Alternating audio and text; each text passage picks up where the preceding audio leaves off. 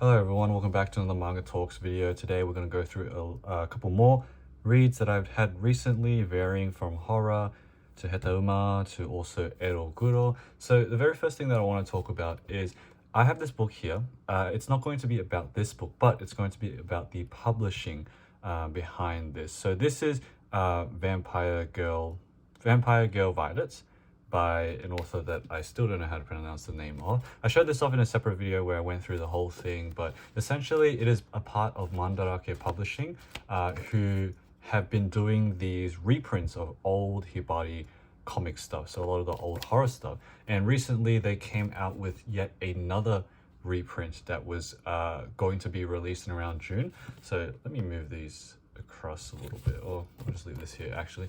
And so it is to commemorate the opening of the Mandarake Omiya store, and so they're going to be reprinting with 4 editions of yet another Hibari comics work.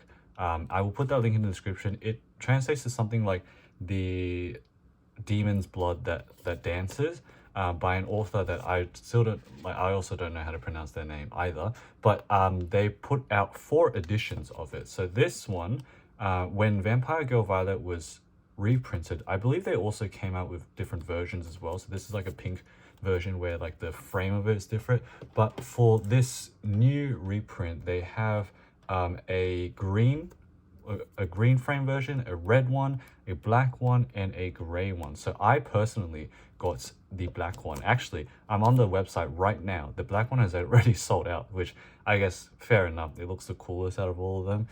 Interesting as well, the gray frame that they have, there's no author name on the spine. Usually there is, but I don't actually know why. I think maybe to replicate, I actually don't know. I'm not going to give information that I don't really know about. But yeah, so the black one is already sold. I'll put a link in the description about that's where you can actually order online. So you can do it through the Mandarake store. I'm very excited for any reprints of old works. I'm not too sure when it was released, but the mangaka had debuted as a manga artist in around 1970. So you can think about that era and, you know, that time period of when Hibari was a big thing.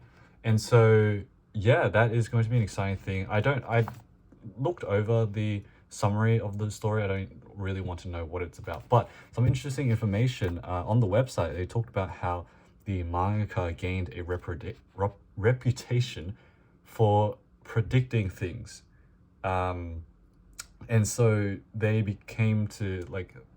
got a reputation for being like an accurate fortune teller in Shibuya at the time. And apparently they're still giving readings, like giving fortune readings and stuff. So that's very interesting to know. This is all according to the Mandarake Publishing website, but that's something that I wanted to point out because yeah, always exciting when we get reprints. And this one, although I didn't enjoy the story as much, it was such an interesting experience reading this, and it was definitely very fun.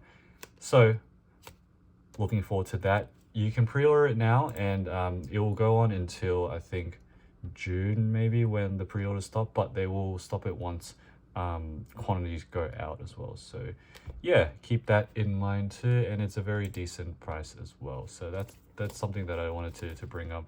And I guess to remain on the topic as well with Mandarake Publishing, they had this series of like, I think it was like Kaiki something, where they reprinted really premium copies of old horror works that in very, very limited amounts that I'm extremely jealous of. Every time I see one of those books out there, usually hundreds of dollars, and there's no way to find them really now, and it sucks because they all look amazing. And I have a very deep interest in old horror works, old horror manga. So yeah, I will get my hands on any Mandarake Publishing works of horror stuff, Hibari stuff that I can get, because they are usually very fun and very interesting. But I do recommend you to check out that new reprint coming out in June as well. Link will be in the description for that. You can order via the Mandarake International website. So that's just like a little announcement thing, a little talk about Mandarake Publishing. The next that I want to go through, I think I'll just keep it on the same theme, will be 2 horror works that are completed. So After School Demons by Tanima Yumeji, I did talk about briefly. I was halfway through this when I did show it up, and then this is the like scary or strange mummy girl by Kanda Mori. So I'm going to talk about this one first. So this is After School Demons. At the time when I showed it off in a previous video, I was around halfway through. Essentially, it is about a girl who moves into a rural town where she encounters this spirit relating to these worms here. So this one overall, enjoyed it quite a lot. So this is a like a separate work, so it wasn't serialized in any magazines or anything. It was drawn fully separately and released as this tankobon.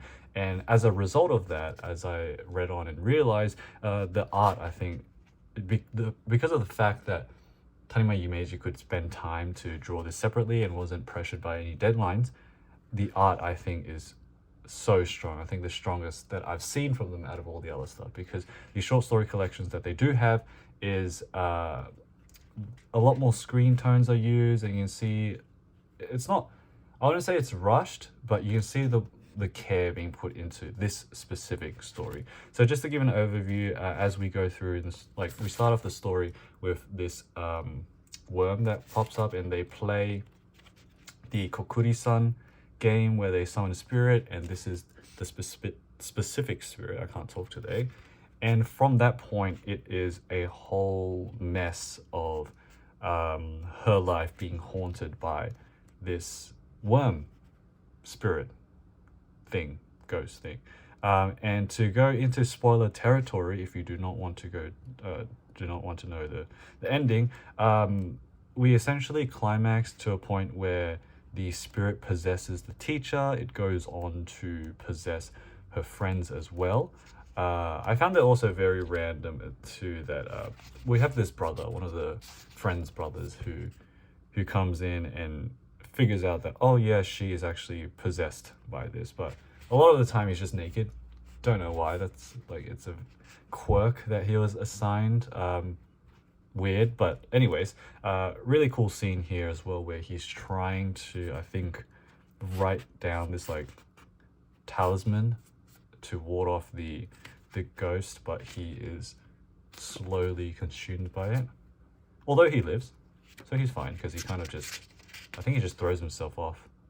Yep, he just throws himself off, but he lives, so that's okay.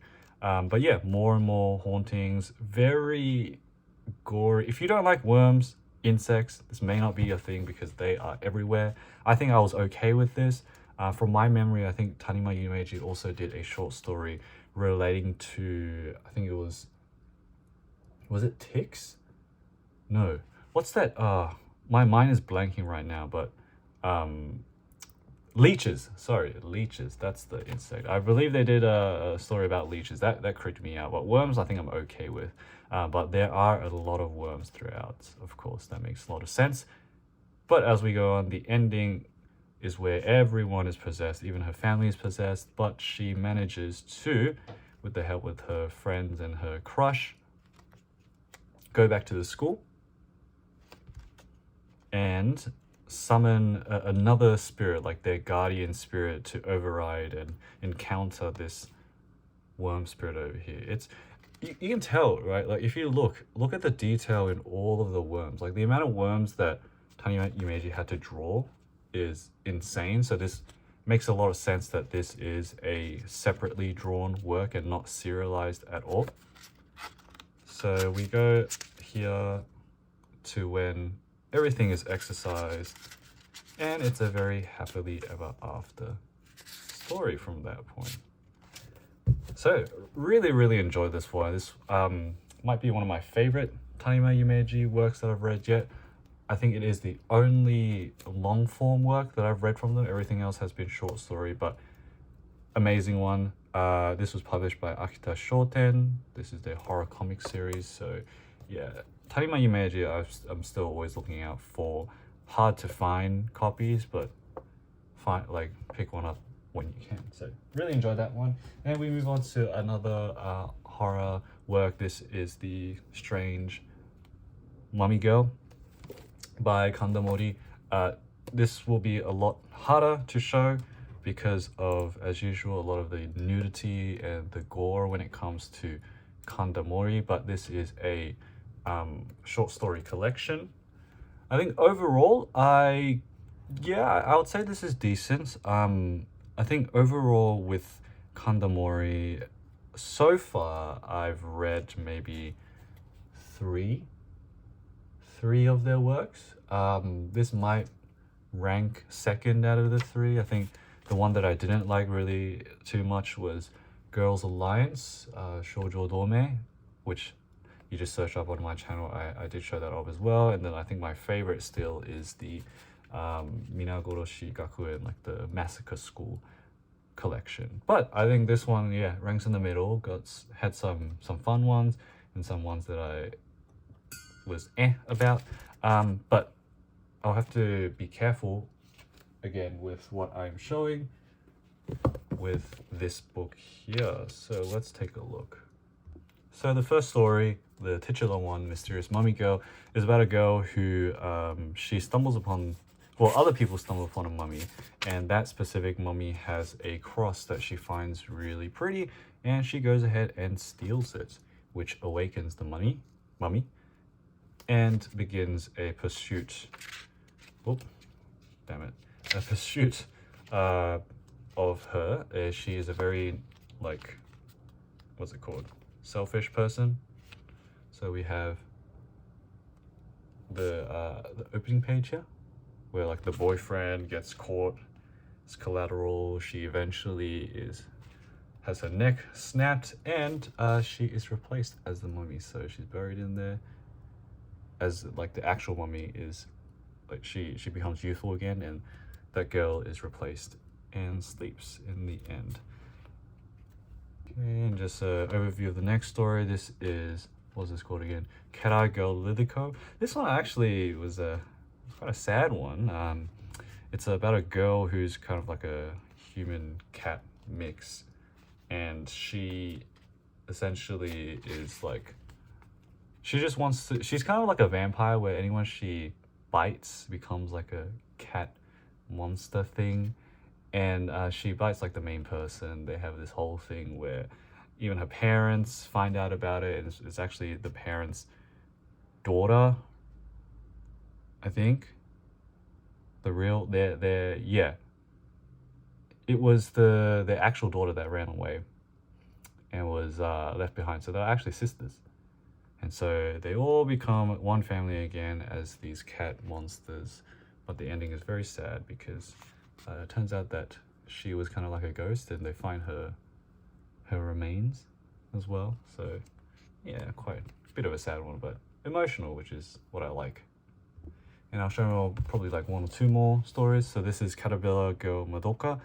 My favorite story, I think, out of the whole book.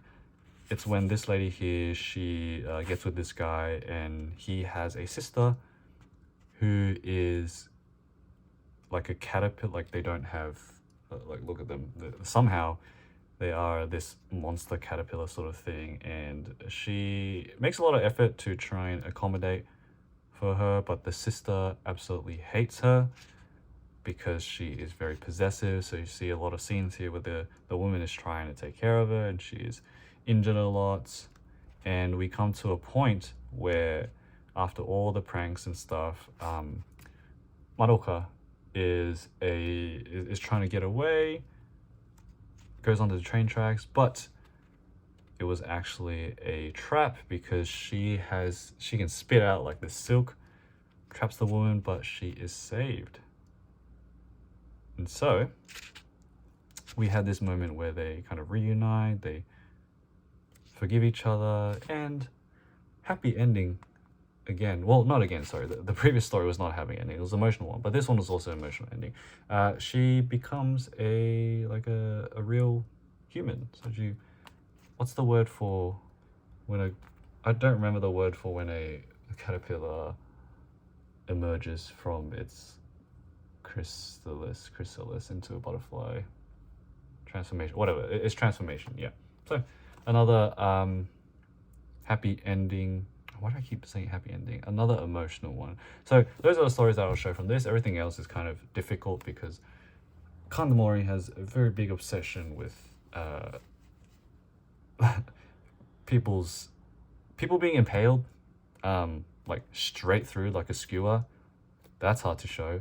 A lot of nudity, of course, and yeah, just gore throughout. And so overall, interesting. I would say decent. I think for me, one more Kanda Mori book on my shelf, I believe. I don't. Oh, it's a lot. It's a lot when you do read Kanda Mori. So I don't know if I will be buying more of their works if I do see them in the future. I think I've kind of just like, okay, I've had my fill of Kanda Mori personally. I think stuff along the lines of like Tanima Yumeji, I don't think I would ever tire of, but for Kanda Mori, it's very in your face and I'm used to in your face stuff, but it's hard, and it's also a lot of text too, which can sometimes be like tiring to read. But anyways, that's kind of the horror section I'd say of this video. Let's move on to the next book that I read, which is more on like the Heta-uma side. This is Blooming Solitude by Yamada Hanako, and they were a Garo artist. So this specific edition is like the revised edition released by Seirin Kogeisha. And if you don't know about Yamada Hanako, she published in Garo, and unfortunately she passed away from a suicide very, very young. I believe it was 24 years old. So a lot of her life was very much affected by mental illness, and her experiences of being bullied, of being outcasted, are very, very apparent in her works. So Blooming Loneliness or Solitude, I've had this book for years, but the reason why I decided to read it now was because of the anniversary of her death. And it's a short story collection of, I'm not sure if it's like her earlier stuff or not, but I think overall, my personal opinion on this story, on this book, sorry, I actually didn't like it. I didn't like reading it at all.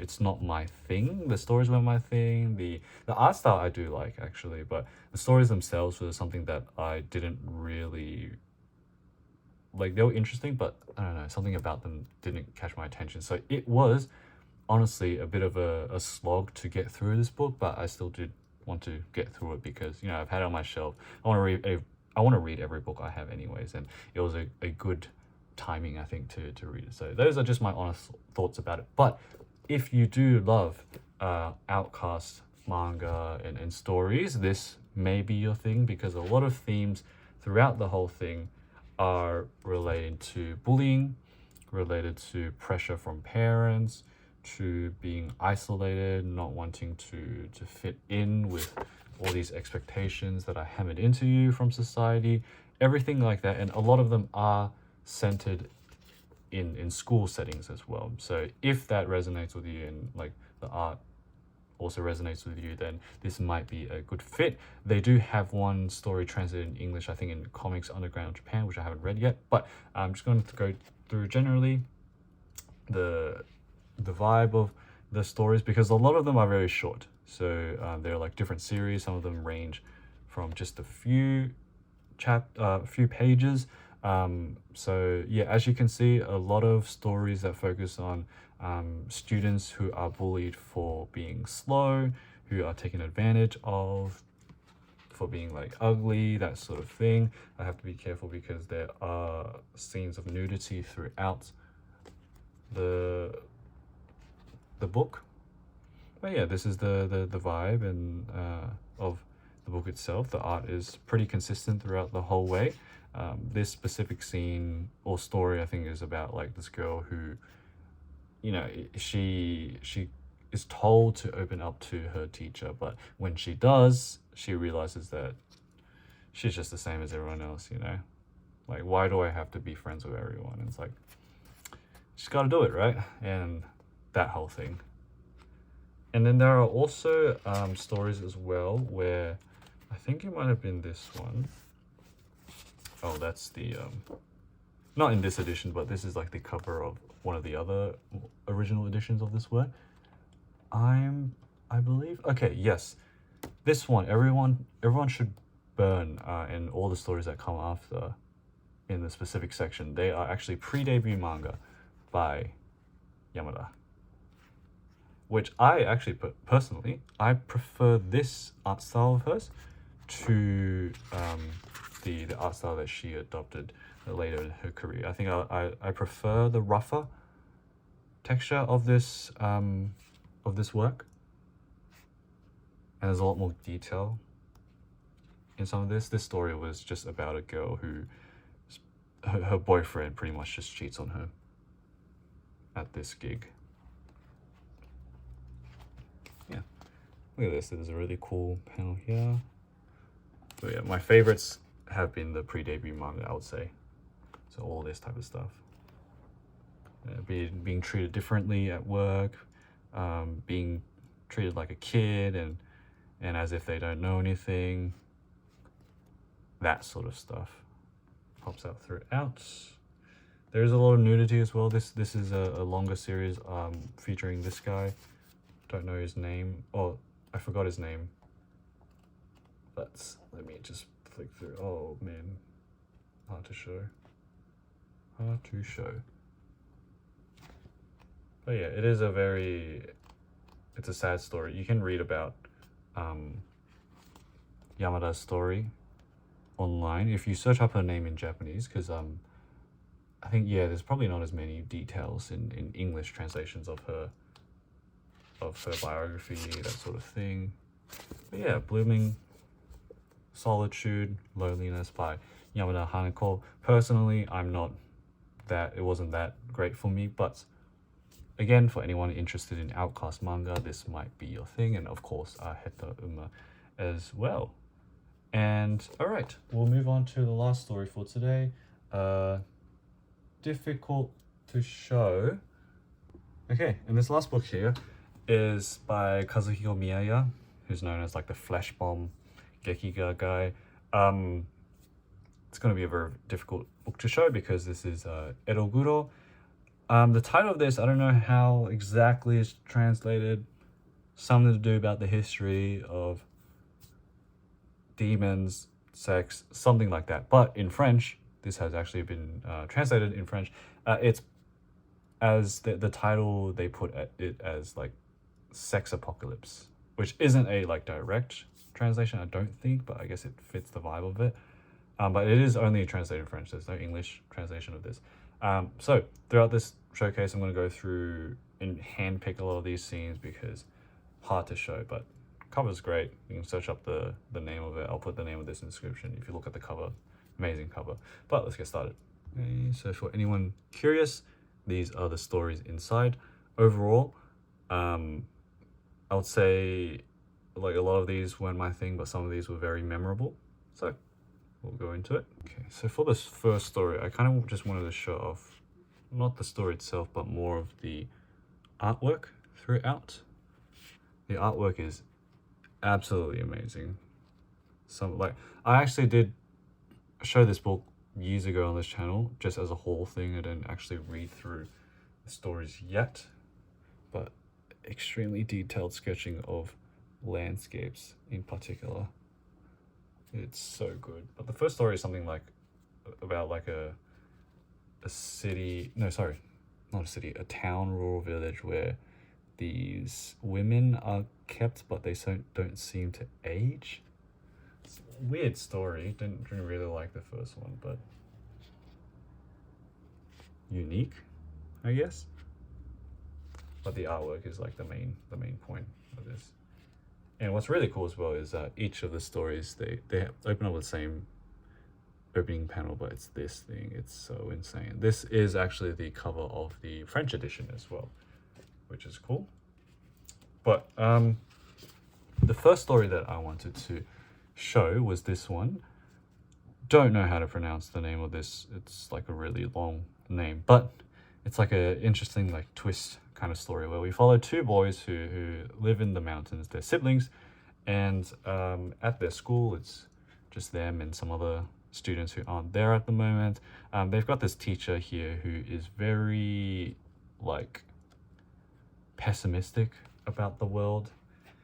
He talks about like overpopulation. He's like, oh, we're never gonna like we're not gonna have enough food for everyone, and it scares the boys deeply, and they start to think about the future. They're like, okay, what's gonna happen? We live in this rural town, you know, what can we do? And it's this guy who's just like scaring these kids for no reason at all. But it is at this point is where they kind of spiral into their delusions. But you know, I guess you can't blame them. They're little kids anyways. When you're being screamed at by a teacher about your future being an impending doom, what else are you gonna do? To be honest. But we see here that the boys have actually decided to take action to go about and, you know, find a cave, gather supplies, make their own escape where they'll be able to live if the apocalypse happens, which they do think will happen. So that's why they're taking this so seriously. But it is at one point that they actually encounter in the mountains this guy who is, what's the word? Something a corpse. Degrading a corpse? No. Defiling a corpse. Disgusting, right? So they see this like person defiling a corpse, or like grave digging, that sort of thing, and that is where they begin to think, okay, wait, hold on, is that guy eating her? And they do, at that point they do think, okay, it's the apocalypse has already happened. And so because of that, they think, damn, it's so dire out there that people are eating humans now, so we need to do the same. And so what happens is they go about and they actually murder someone and proceed to eat them. So a big misunderstanding that happens, but it's a twist that I was not expecting at all, which was like, I think it was one of the more memorable stories in this one. So it's kind of got that humor to it, but it's also like, whoa, it's kind of insane. So yeah, I think that out of everything, that was probably one of my favorite stories. Some more artwork throughout. Miyaya is incredible. I do have other works by them that I have not read yet. I've got like this, I'm looking at it right now. Am I reading that right? Like a mermaid legend, I think. 2 volumes of that. I haven't read that yet. I've got another big book by them. So taking my time with Miyaya, I reckon, because it is a lot to take in when you do read this stuff as well. In this specific story, I wanted to show off one panel of this, which is this cool Tengu floating above him. Another story that I want to show, or panel that I wanted to show, is going to be this one. I guess spoilers, of course. I mean, yeah, if it wasn't obvious already, spoilers for everything. This story was about like a guy that, I think maybe like this master and servant type situation, but he's a hunchback. A lot of drama happens, and he opens up the hunchback after he kills him and finds this like disgusting monster inside, and this like fountain of blood bursts into the air, and this really cool scene of just all this blood and these petals, these green flowers popping up. And then this, I don't know, like, it kind of feels out of place. I don't know where this comes into the story, but this panel here, this exact panel I did show off like years ago as well, but like insane sketching throughout. It is very, very realistic looking. I mean, I wouldn't put it would make sense if it was like traced from a photograph, which he does a lot throughout this book actually, but it's just so well done. Like, yes, you can tell it's from a photograph, but at the same time you can see every single little line throughout, and that's what makes his art like insane as well. I do want to say too, there is an English translation online of Manga Zombie, which is kind of like a essay type book about like these more niche authors like Miyaya, You've also got a section on Tokunan Seiichiro, who did Human Clock, which is coming out in English in Smudge, which I talked about previously as well. So there is a section on Miyaya specifically, not really on this book, but of just Miyaya in general. So check that out. I will link that in the description as well. And I also found like a Japanese blog that broke down some Miyaya stuff as well. So you can use Google Translate for that if you like, if you want more information on Miyaya. So let me go to the next story. Okay, this one is probably one of the most interesting stories.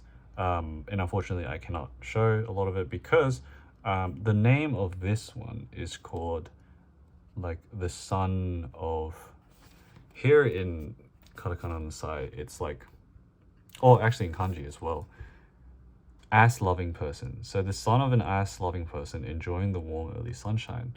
And the reason why they have this specific like naming is because of a pun in the story, I believe.